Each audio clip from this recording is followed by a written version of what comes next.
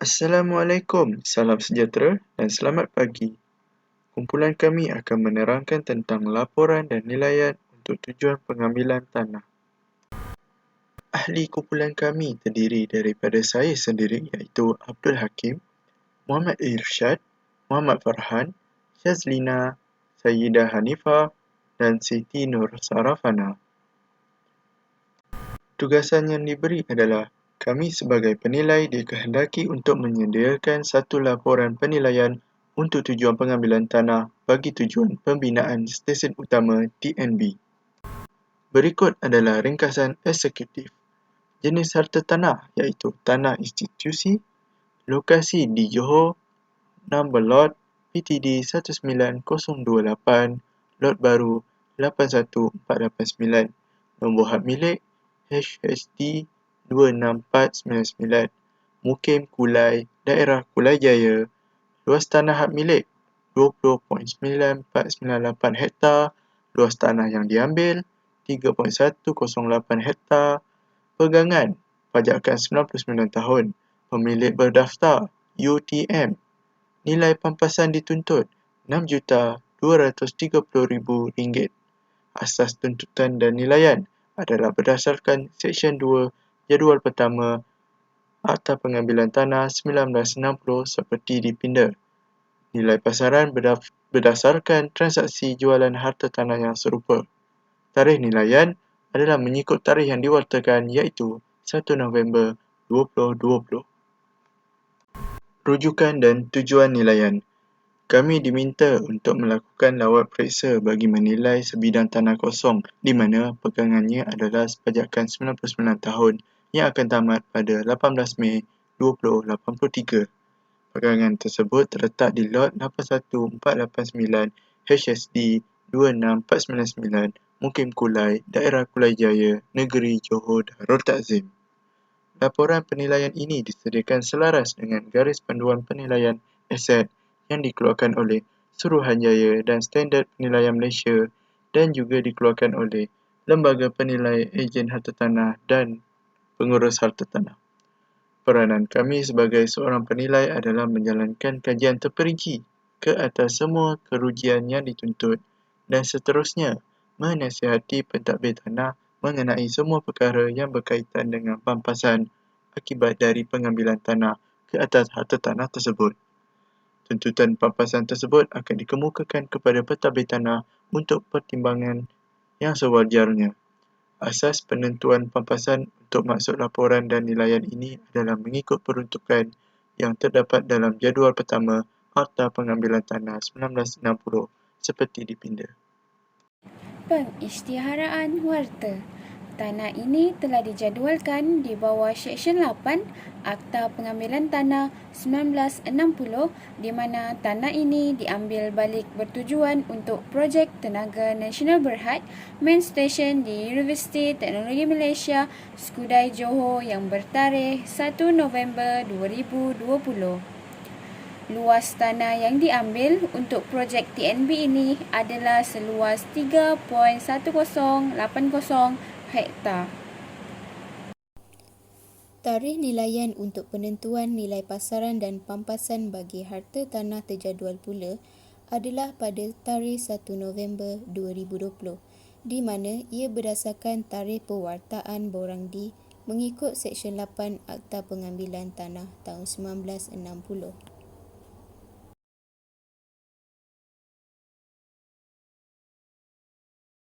Kemudian, lokasi hartanah terjadual yang telah dipecah bahagi menjadi lot 81489 PTD 19028 terletak di Mukim Kulai 81000 Kulai Johor Bahru bersebelahan Lebuh Raya Skudai Pontian dan Jalan Bertingkat Skudai.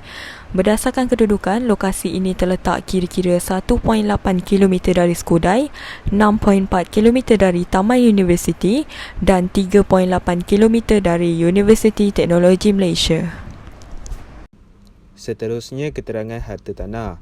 Nombor lot bagi Mukim Kulai ini ialah lot 81489, alamat Jalan Bertingkat Skudai, 80990 Skudai, Johor Bahru, Johor. Keluasan harta tanah ini kira-kira 20.9498 hektar dan hanya 3.1080 hektar yang diambil dari keseluruhan lot tersebut. Harta tanah yang berkegunaan institusi pendidikan tinggi ini terdapat tanaman kelapa sawit yang matang. Daripada pelan tapak, kawasan harta tanah yang berlorek berwarna coklat dari keseluruhan tanah merah berlorek diambil untuk tujuan pembinaan stesen utama TNB. Harta tanah lot 81489 ni berhadapan jalan utama yang menghubungkan stesen utama TNB ini. Keadaan persekitaran tanah subjek dikelilingi dengan tanaman kelapa sawit. Pada kawasan persekitaran pula terdapat guna tanah kediaman dan komersial. Sebagai contoh, restoran McDonald's dan Burger King berada pada jarak 500 meter dari tanah subjek. Selain itu, stesen minyak seperti Petronas dan Shell juga berada bersebelahan dengan restoran McDonald's. Tanah kediaman yang berdekatan adalah Taman Seri Skudai yang berada pada jarak 800 meter dari tanah subjek. Kemudahan asas, kemudahan dan perkhidmatan awam bagi harta tanah ini termasuk bekalan air, bekalan elektrik, talian telefon dan kemudahan sampaian yang tinggi. Selain itu, terdapat juga tempat pengumpulan sampah dan pembaikan jalan raya. Tanah subjek diambil atas tujuan pembinaan stesen utama TNB. Kategori guna tanah ini bakal diubah daripada jenis kegunaan tanah institusi pengajian tinggi kepada jenis kegunaan tanah industri. Penyediaan perancangan pada subjek tanah adalah bagi institusi pengajian tinggi dinyatakan dengan jelas dalam dokumen hak milik. Bukti nilaian. Kami menggunakan kaedah perbandingan bagi pengiraan nilaian harta tanah subjek. Di dalam kaedah perbandingan, kami menyenaraikan 5 data jualan perbandingan yang mempunyai ciri-ciri yang hampir sama dengan harta tanah subjek. Di dalam jadual perbandingan, kami menyenaraikan maklumat yang perlu ada seperti nombor lot, mukim, daerah, nombor pelan akui, jenis pegangan, zoning, kebolehcapaian, luas tanah dalam ekar, luas tanah dalam square feet, balasan per square feet dan juga tarikh nilaian. Di bawah adalah jadual peratusan pelarasan di mana peratusan nilai pelarasan diberi bagi setiap maklumat. Peratusan nilai pelarasan adalah seperti berikut. 0.5% bagi selang masa setiap bulan, 5% bagi jenis pegangan kekal, 1% bagi keluasan lot per ekar, 3% jika zoning berbeza, 2% jika kebolehcapaian dekat dengan jalan utama. Jadual terakhir adalah jadual nilai pasaran harta yang diselaraskan. Di dalam jadual ini, kami memasukkan nilai peratus pelarasan bagi setiap maklumat agar ia selaras dengan maklumat harta tanah subjek. Kemudian, kami mencampurkan semua peratusan bagi setiap perbandingan untuk mendapatkan pelarasan bersih. Pelarasan bersih tersebut akan dicampur dengan 100% dan seterusnya didarab dengan nilai balasan bagi setiap perbandingan untuk mendapatkan balasan yang baru selepas pelarasan. Nilai balasan yang baru bagi setiap data perbandingan perlu dibahagikan dengan jumlah keluasan square feet untuk mendapatkan nilai balasan per square feet. Berdasarkan kepada perbandingan-perbandingan yang ada dan keadaan pasaran harta tanah sepadan di persekitaran serta setelah pelarasan yang sesuai dilaksanakan, kami berpendapat bahawa nilai pasaran pada tarikh nilaian bagi harta tanah yang terjadual adalah RM18.13 sekaki persegi. Bagi mendapatkan harga nilaian bagi harta tanah keseluruhan, luas tanah tersebut perlu didarabkan dengan harga sekaki persegi iaitu 334,542 sekaki persegi didarabkan dengan RM18.13 per sekaki persegi. Maka, harga nilaian bagi harta tanah keseluruhan adalah RM6,065,246.40 sen. Harga tersebut akan dibundarkan kepada RM6,65,000.